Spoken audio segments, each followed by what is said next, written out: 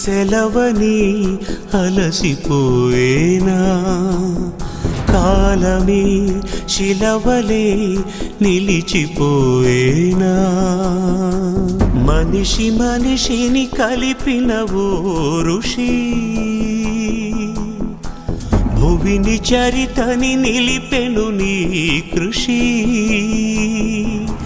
మహాశయ విధి పగై తరిమెనా మహోష్ణమై రుధిరమే మరిగెనా ఆగిపోయేనా